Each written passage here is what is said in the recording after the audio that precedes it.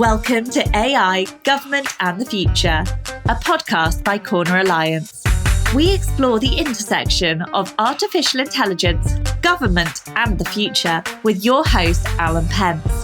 We work with government to create results. We ignite your agency's mission by helping you to design and implement high-impact and innovative federal programs in AI, broadband, cybersecurity, public safety, and more.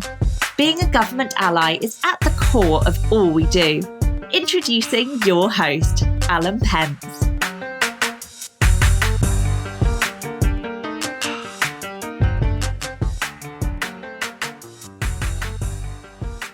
Excellent. Today we are privileged to have with us a distinguished guest.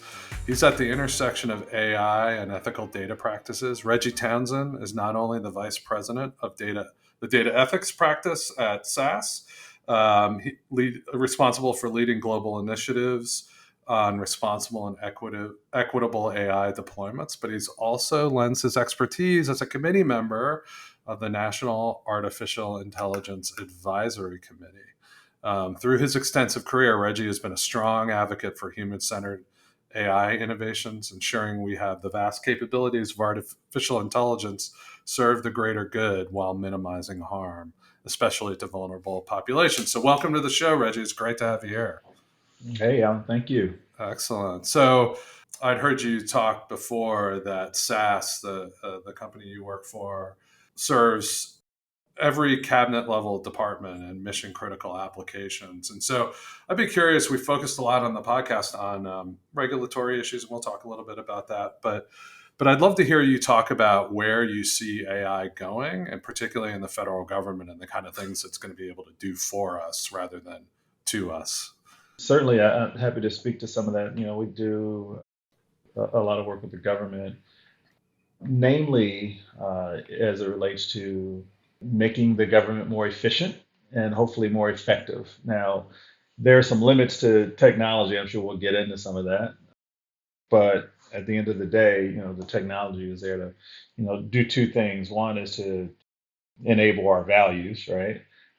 But then two is to help us to execute on those values more efficiently and effectively. Now, it requires a level of process and people, right, to support it. But most of where we show up, it would be, in some of the major agencies is, a lot of the acronyms that you probably can rattle off pretty quickly, all kind of in the vein of helping the government do what it does in a more efficient manner, be that, identifying, claims for benefits or optimizing routes for mail, right? So it's that sort of thing. Right. And I'd seen there's a lot of this, I guess, currently that's probably focused on some of the automation features behind AI of maybe identifying misbilling or fraudulent billing or something like that. Yeah. It's important to note that, AI has been around for quite some time, right? Mm-hmm. We're a 47-year-old company, as an example. We've been doing this for a really long time. And most of the AI that exists today shows up in applications like you just described, right? They're, for the most part, back office, automation sorts of activities. Now, certainly there is kind of the more novel consumer-facing stuff that I'm sure you probably want to get into. But most of the activity that you see with respect to AI shows up in places like government and financial services and retail segment and healthcare, in back office kind of CIO operations kinds of areas.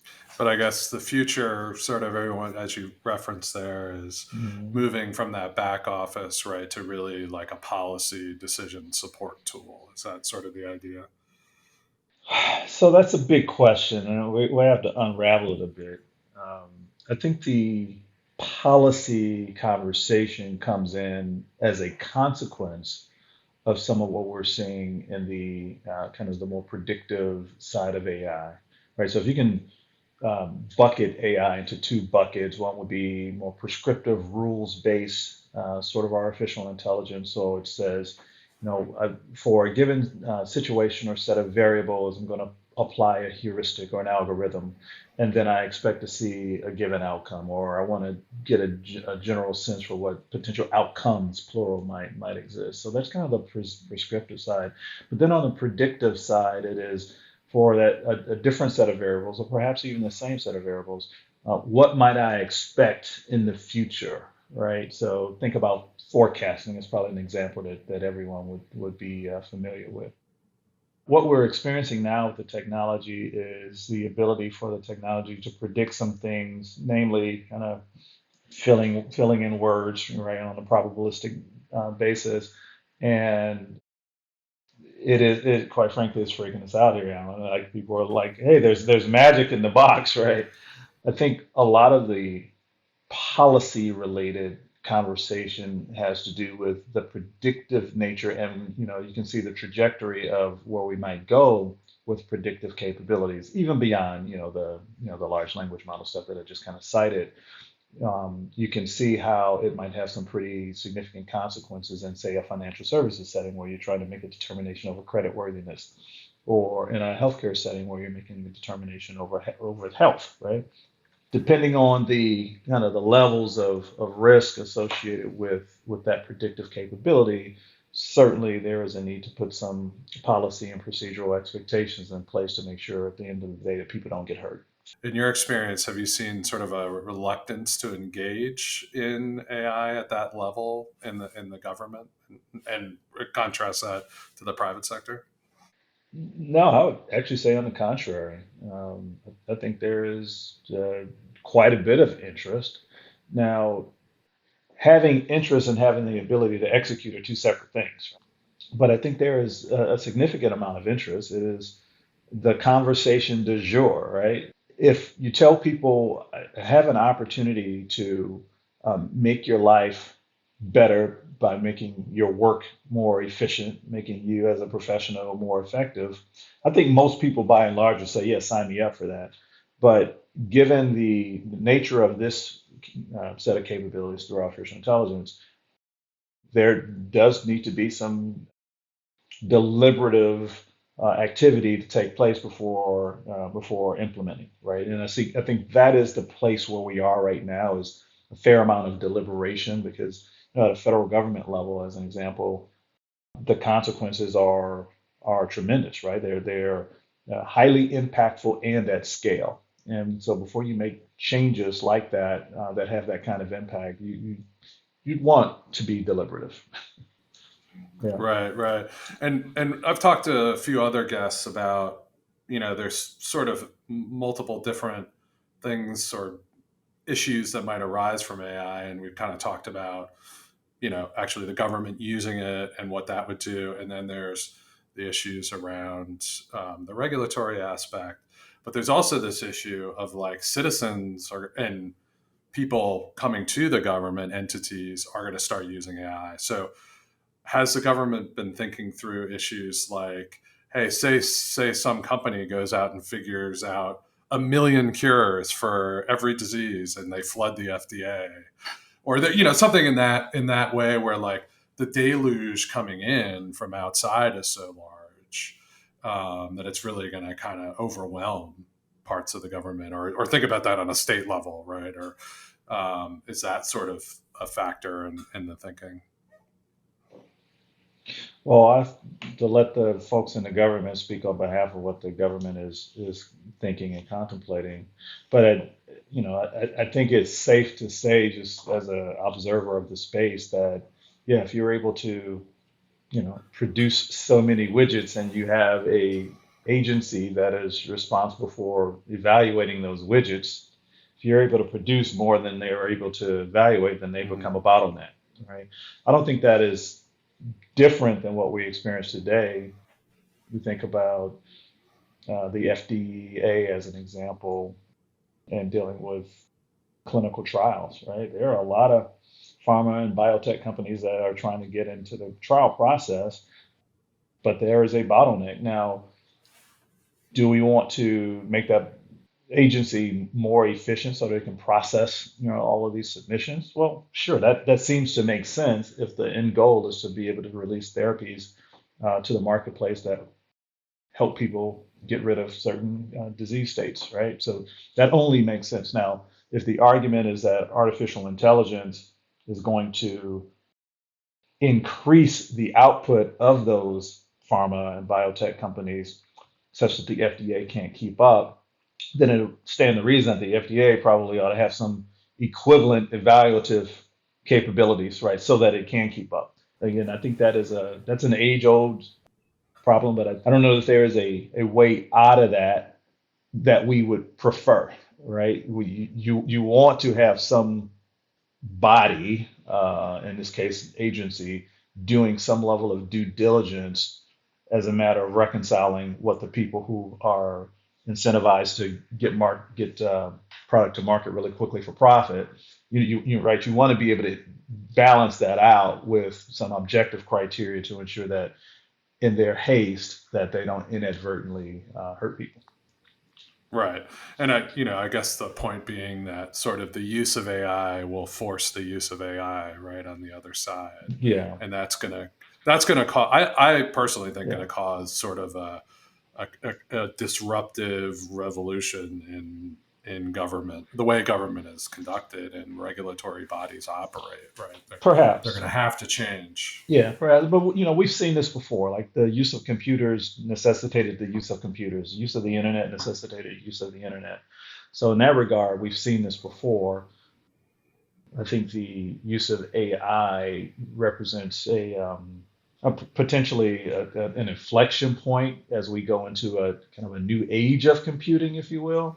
But it is the same sort of trajectory. So let's talk a little bit about the work on the National Artificial Intelligence Advisory Committee. If you could just kind of describe the body and what it's done. And I know you have limitations on what you can speak about and who you speak for, so explain that as well. Yeah, and I should be clear, the limitations aren't for lack of desire to be transparent. It's just, you have to have a voice that speaks about these things, and I'm not that voice right now. The committee was put together by statute, so meaning, it passed through Congress on a bipartisan basis to be established, actually back in 2020, if I'm not mistaken. Took a little while to actually formulate it, but it is a formulation of about 26 people from industry, academia, nonprofit sector, you name it, all with some level of expertise that we bring to the table. And our charge really is to advise the president and the National AI Office on matters associated with artificial intelligence. Objectives are centered around things like bias, research and development, competitiveness of the U.S. government, international cooperation, and workforce. And so what we do is have this group of individuals looking at all of those topics from a number of different dimensions. The output of our first year is in the form of a report. Folks can go out to ai.gov and check that out. In fact, it's ai.gov/NIAC, which is NAIAC.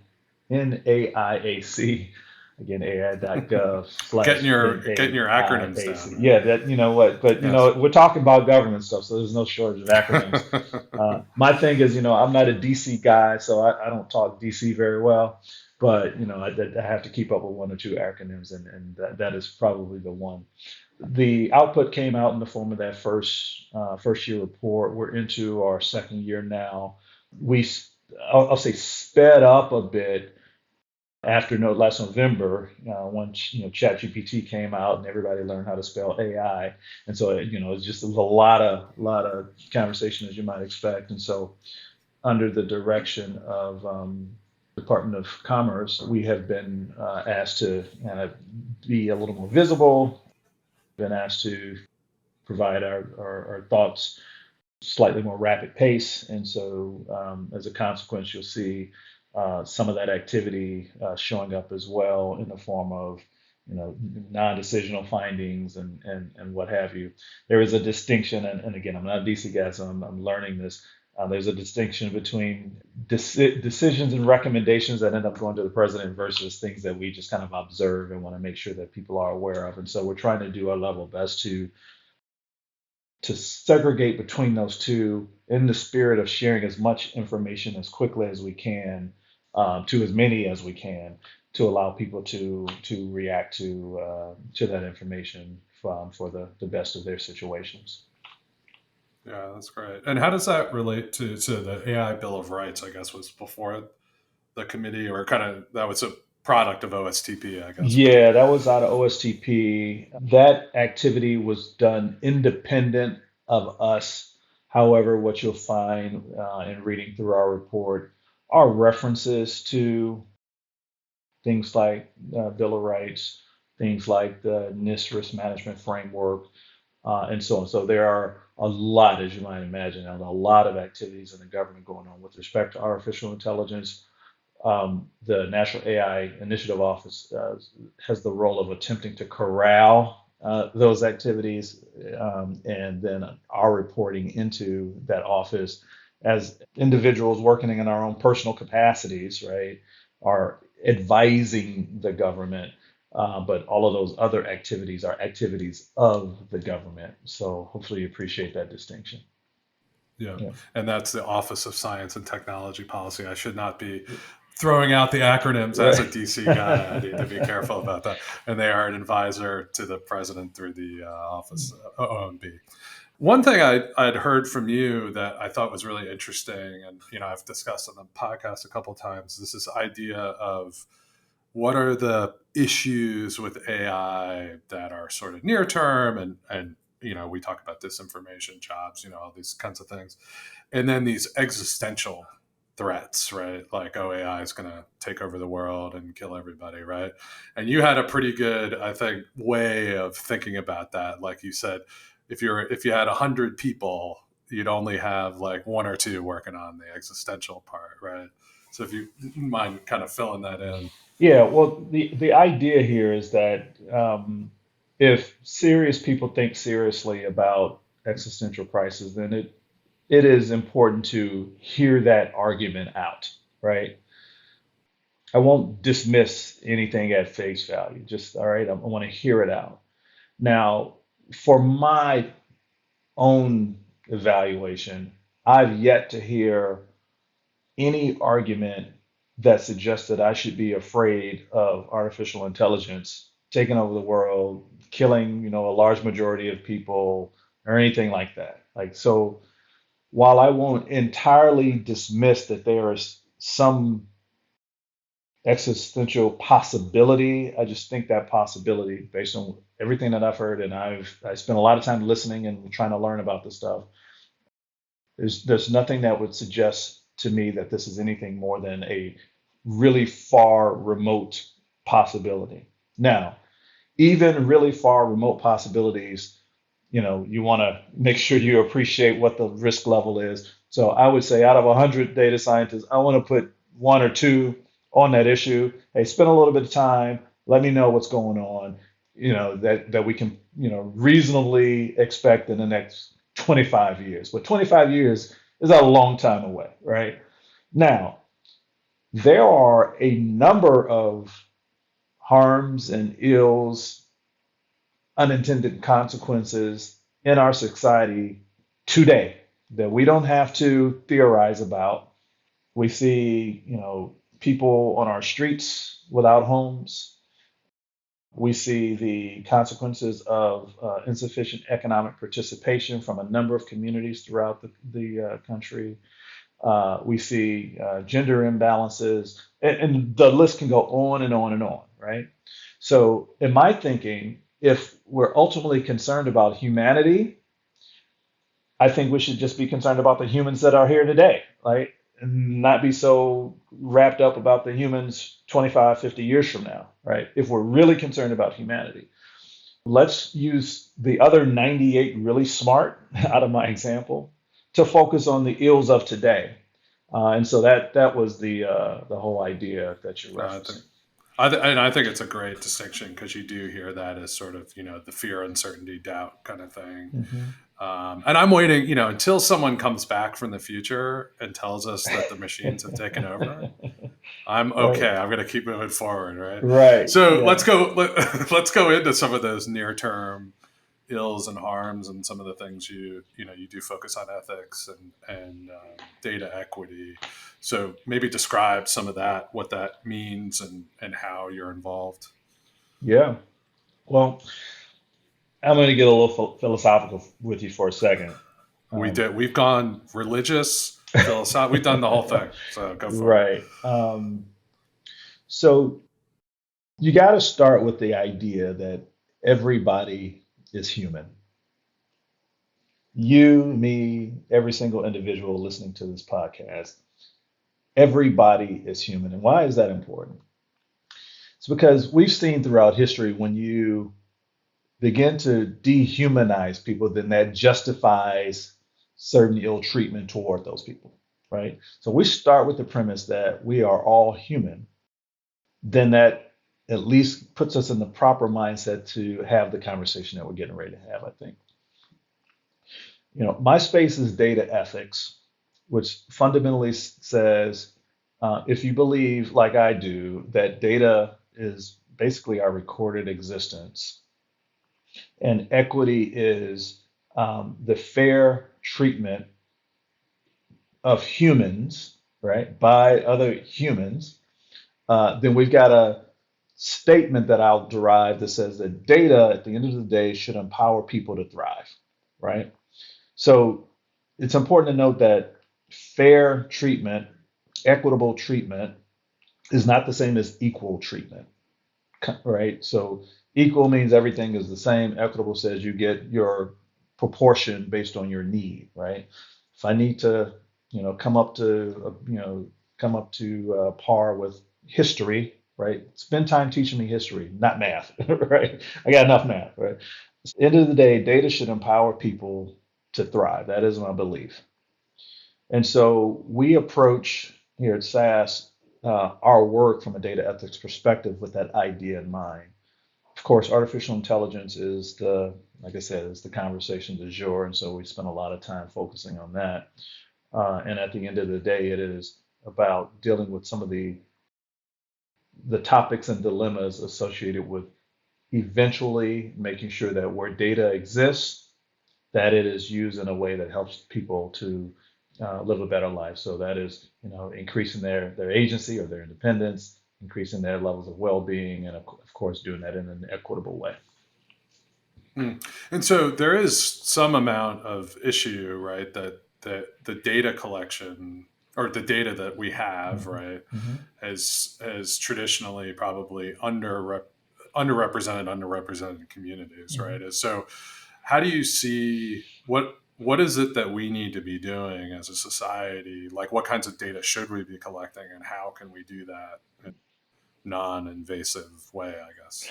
Yeah, it is. So that's contingent upon the purpose. I would argue that our data is highly representative in some areas and less so in other areas. And that's for every single person. So let's get more specific since we're talking about the government. The lifeblood, I think most of your listeners will get this. The lifeblood of artificial intelligence is data, right? So you've got data that is accessed, aggregated, right? Managed, effectively governed, hopefully. It is then used to develop models for, basically for automated decisioning, applying algorithmic techniques in that process, and then those models spit out some insights, and then we take action from those insights that we call deployment. Right, so that's the flow. So AI really is a life cycle. It is a process much more than it is a product, right? So with that flow in mind, let's think about how folks in a government situation may employ data. Well, first you've got to make sure that you are gaining access to the data in ways that are, as you said, non-invasive or non-intrusive, which effectively is about consent, right? If I consent to certain data use, then I consent to that data use for a given purpose, right? Or theoretically anyway.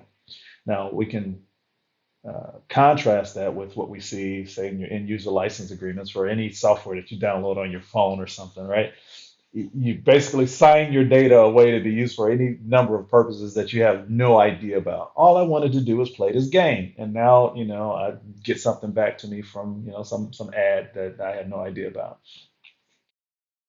Now that is relatively benign if we're talking about games and ads. It's much less benign if we're talking about policing and justice, right? It's much less benign if we're talking about, as we mentioned earlier, credit worthiness, on the ability to get a loan to start a business. And so the same process, the same life cycle applies, but now the stakes have risen, right? So I think we have yet to get here, but eventually where we need to get, Alan, is the ability for each individual to be able to control their exposure. And that really is what we mean when we talk about privacy as an example. And so each of us is, we're kicking off data, right? I'm walking and I'm getting tracked by my Apple Watch, or, I'm walking down the street and I'm getting caught by a camera on somebody's Ring or a camera on their house, right? All those sorts of things. That's all data that's showing up in models that end up getting deployed out in the world somewhere.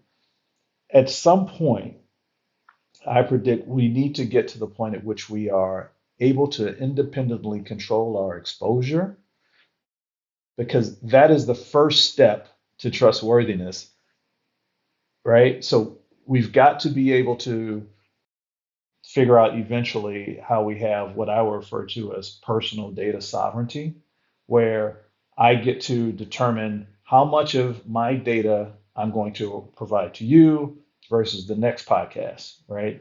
And have some means by which your utilization of that data is limited, right? It's guardrailed such that you can't go and exploit the content that you've derived from me for a purpose outside of that for which I consent, right? Now, we aren't there yet, right? The technology infrastructure is not in place to even start to put us in that direction, nor are the economic incentives in that direction yet. And so there's, I think, over time, a much broader conversation to be had.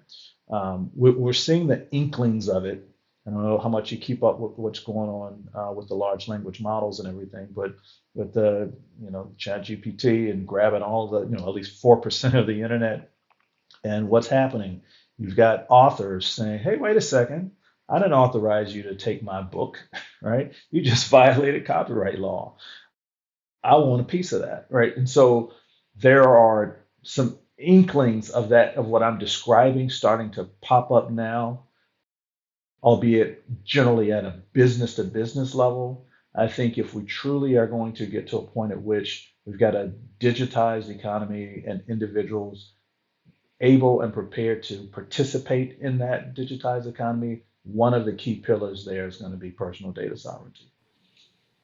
That's interesting. So there's going to be a lot of data collection, sounds like, and use before we hit anything like that technology, right? Because I For was just sure. thinking, Yeah, my God, just managing all that, it would have to be automated, and you'd have to have some levels of like, you couldn't individually adjudicate every request that's right. for use of your data, right? That's right.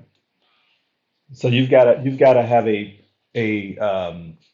a rubric of sorts that says, if you are a government, then there's a common kind of base level that you have to have in order for me to participate in this society. But if you are a financial services institution, then I give you access to X. If you are a healthcare hospital, right, I'm going to give you access to Y about me. Now, again, that would necessitate a different level of ability to authenticate who I am, right, than we have today. Like today, I show up, I show you my driver's license or my passport, or maybe I have a password to get into something, and there's a little two-factor. Like that's the extent of our security apparatus for the most part, for most consumers, right? But I think if we can, again, if we're forecasting existential harms 25 years away, let's start forecasting what it might look like to, participate fully at 25 years away in a digitized economy, right? And I think this is only one of a number of different items that might need to be a part of that. And it's interesting to me. I mean, I sort of have a bias where I think that we talk about privacy and maybe, and I like that data sovereignty, like that definitely makes sense to me. But we talk about the value of privacy. And my fear is that people actually don't really value privacy all that much. They clearly don't when they go and do all the things that they do, uh, understanding that the options are limited. But like, are we going to, in the pursuit of some amorphous privacy that we, you can ask people, would you pay $10 for privacy? And they say no, right? Are we going to, like, for instance, HIPAA has created problems with doing research on medical data that maybe a bunch of people have died because we didn't have a cure? Or are we going to create a bunch of barriers to the use of AI that in fear of this privacy or something similar and lose all these benefits before this all gets worked out Yeah. by some set of lawyers somewhere? Yeah. So maybe I think getting the nomenclature, getting the architecture and all that stuff has to be done before any big idea like I'm sharing with you has the opportunity to see the light of day. I think what you point to though is kind of again a philosophical topic here around privacy. I think about it in terms of, like I said, controlled exposure. I think there's a difference between our privacy, our desire to control our exposure, and then our anonymity, right? So I think there's a lot of discussion around privacy that eventually turns into, I don't want anybody to know who I am and what I do. That's all right. So you want to remain anonymous, right? But on one hand, you are basically a hermit, but on the other hand, you want to participate in a society, and I think most people intuitively get that you've got to expose yourself in a society to some degree. But I do think that it's fair to hear people out when they say, "Hey, look, I want to control my exposure because exposure creates vulnerability. Vulnerability leads to risk, right? Everyone has a different risk tolerance. Therefore, everyone should have an ability to control their exposure to that risk, right? And that's all that is. Some people drive the speed limit. Some people, go past the speed limit, right? Um, Now there are consequences to both, but the speed pedal is underneath your foot, right? And you have the ability to deal with that. And so that's all I'm suggesting is that we ultimately, I can foresee getting to a space like that. And if you look at what's going on in Europe, they're starting to think about some of these things already. So commonly, folks talk about the EU AI Act, which gets a lot of attention, but they've got a Data Act as well, all right? And the Data Act starts to go down the path of putting more control into the hands of individuals when it comes to data. One of their primary drivers is this idea of monetizing one's own data, right? Today, we basically give our data away for free, right? So kind of to your point, we kind of exchange privacy for convenience and so on. But our data is given away for free. It gets aggregated by, the big hyperscalers. They use it, repackage it, sell it back to us, the whole thing, right? And over there, they recognize that, the big hyperscalers are all U.S. firms, right? That has something And to so do they're with it, like, I think. Yeah. yeah. So it's like, why would we give all of our citizens' data to these U.S. firms? Does that make sense? And if I were sitting in their position, I would say no, it probably doesn't make sense. And so I think one of the levers that they have is kind of this notion of a data act, and at the same time, it creates a level of inclusive participation from all of their citizens. So we'll see where it goes. It's still on the drawing board. I mean, I would, obviously this is speculation, but I would assume that the U.S. is not going to take the same approach. And, as I told you, I was interviewing one of the advisors of the German parliament today and making the case that, look, like Gmail, that you're giving up, they're scanning your email to train their models.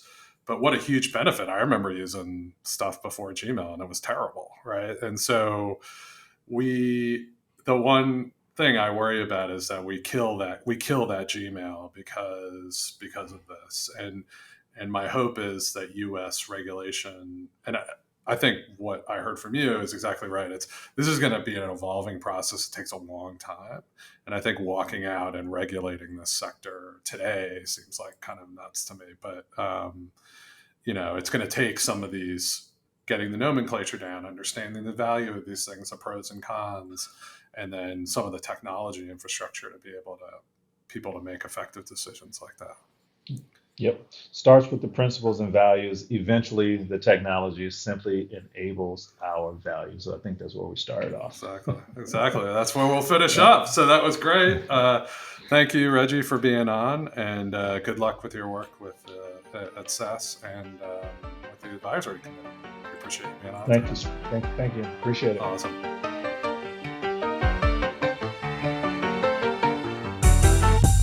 AI, Government and the Future is brought to you by Corner Alliance. To find out more about Corner Alliance and how we work with government to create results, visit our website at corneralliance.com. And then make sure to search for AI Government Future in Apple Podcasts, Spotify and Google Podcasts, or anywhere else podcasts are found. And click subscribe so you don't miss any future episodes. On behalf of the team here at Corner Alliance, thanks for listening.